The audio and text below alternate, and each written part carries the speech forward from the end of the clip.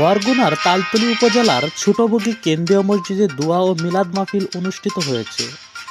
বিশেষ প্রতিনিধি মাহবুবুর রহমান সাগরের তথ্যচিত্রে দেখুন বিস্তারিত। বরগুনার তালতলী উপজেলার ছোটবগী কেন্দ্রীয় মসজিদে দোয়া ও মিলাদ মাহফিল অনুষ্ঠিত হয়েছে।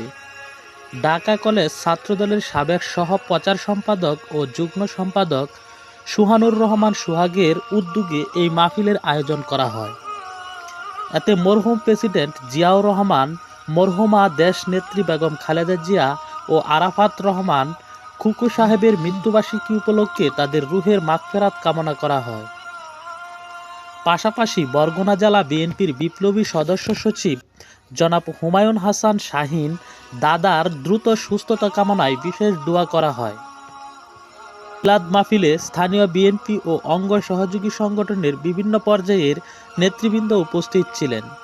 তারা শহীদ রাষ্ট্রপতি জিয়াউর রহমানের আদর্শে অনুপ্রাণিত হয়ে দলের ঐক্য ও গণতন্ত্র পুনরুদ্ধারে সংগ্রাম জোরদার করার প্রত্যয় ব্যক্ত করেন। অনুষ্ঠান শেষে দেশ ও জাতি দলের কল্যাণে কাজ করবে বলে প্রতিজ্ঞাবদ্ধ হন।